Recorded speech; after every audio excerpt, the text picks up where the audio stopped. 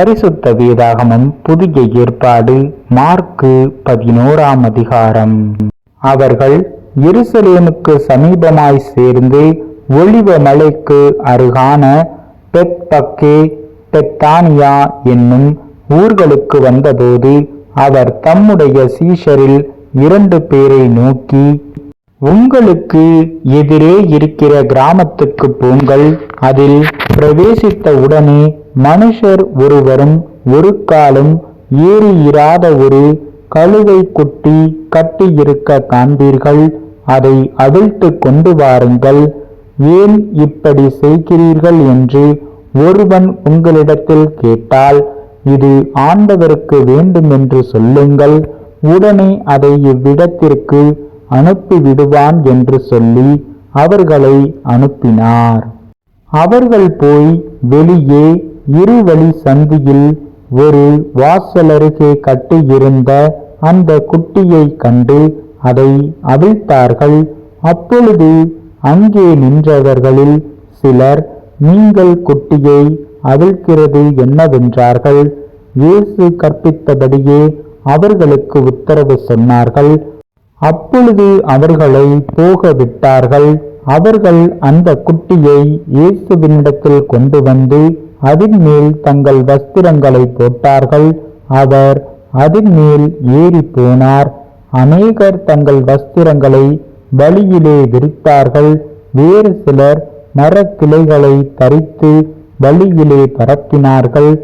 முன் நடப்பாரும் பின் நடப்பாரும், ஓசன்னா, கர்த்தரின் நாமத்தினாலே வருகிறவர் ஸ்தோத்தரிக்கப்பட்டவர், கர்த்தரின் நாமத்தினாலே வருகிற நம்முடைய பிதாவாகிய தாவீதின் ராஜ்யம் ஆசீர்வதிக்கப்படுவதாக, உன்னதத்திலே ஓசன்னா என்று சொல்லி ஆர்ப்பரித்தார்கள். அப்பொழுது இயேசு எருசலேமுக்கு வந்து தேவ ஆலயத்தில் பிரவேசித்து எல்லாவற்றையும் சுற்றி பார்த்து சாயங்காலமானபோது 12 கூட பெத்தானியாவுக்கு போனார். மறுநாளிலே அவர்கள் பெத்தானியாவிலிருந்து புறப்பட்டு வருகையில் அவருக்கு பசி உண்டாயிற்று. அப்பொழுது இலைகளுள்ள ஒரு அத்தி மரத்தை தூரத்திலே கண்டு அதில் ஏதாகிலும் அகப்படுமோ என்று பார்க்க வந்தார். அத்தி பல காலமாயிராதபடியால் அவர் அதனிடத்தில் வந்தபோது அதில் இலைகளை அல்லாமல் வேறொன்றையும் காணவில்லை. அப்பொழுது இயேசு அதை பார்த்து, இது முதல் ஒரு காலம் ஒருவனும் உன்னிடத்தில் புசியாதிருக்க கடவன் என்றார்.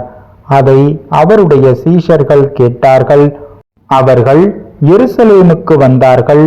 இயேசு தேவ ஆலயத்தில் பிரவேசித்து ஆலயத்தில் விற்கிறவர்களையும் கொள்ளுகிறவர்களையும் துரத்திவிட்டு காசுக்காரருடைய பலகைகளையும் புறா விற்கிறவர்களுடைய ஆசனங்களையும் கவிழ்த்து, ஒருவனும் தேவ ஆலயத்தின் வழியாக யாதொரு பண்டத்தையும் கொண்டு போக விடாமல், என்னுடைய வீடு எல்லா ஜனங்களுக்கும் ஜெப வீடு எண்ணப்படும் என்று எழுதியிருக்கவில்லையா? நீங்களோ அதை கள்ளர் குகையாக்கினீர்கள் என்று அவர்களுக்கு சொல்லி உபதேசித்தார். அதை வேத பாரகரும் பிரதான ஆசாரியரும் கேட்டு அவரை கொலை செய்ய வகை தேடினார்கள். ஆகிலும் ஜனங்கள் எல்லாரும் அவருடைய உபதேசத்தை குறித்து ஆச்சரியப்பட்டபடியினாலே அவருக்கு பயந்திருந்தார்கள்.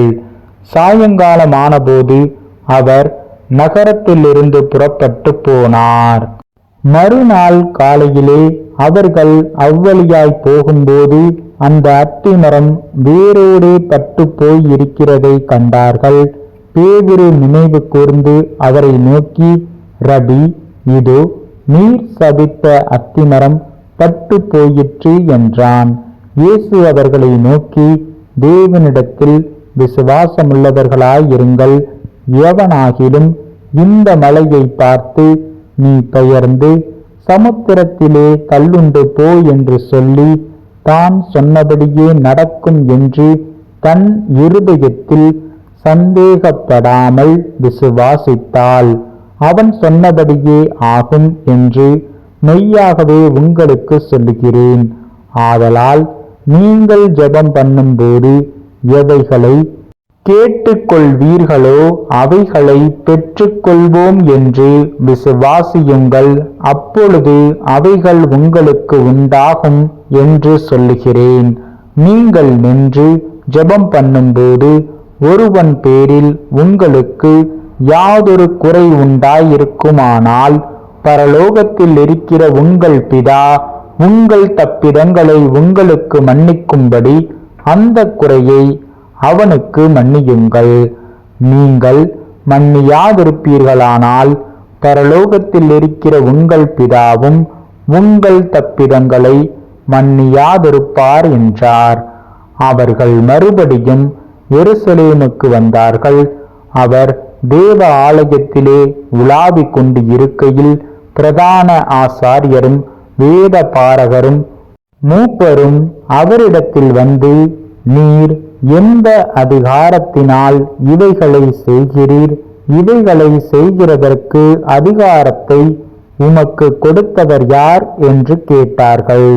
இயேசு பிரதியுத்தரமாக, நானும் உங்களிடத்தில் ஒரு காரியத்தை கேட்கிறேன். நீங்கள் எனக்கு உத்தரவு சொல்லுங்கள். அப்பொழுது நானும் இன்ன அதிகாரத்தினாலே இவைகளை செய்கிறேன் என்று உங்களுக்கு சொல்லுவேன். யோவான் கொடுத்த ஸ்நானம் தேவனால் உண்டாயிற்றோ மனுஷரால் உண்டாயிற்றோ?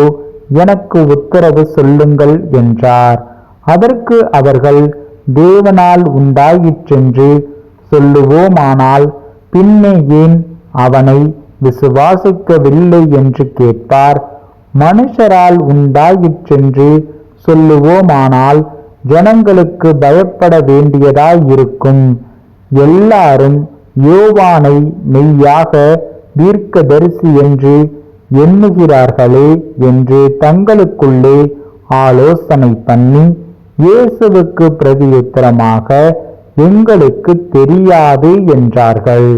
அப்பொழுது இயேசு, நானும் இன்ன அதிகாரத்தினாலே இவைகளை செய்கிறேன் என்று உங்களுக்கு சொல்லேன் என்றார்.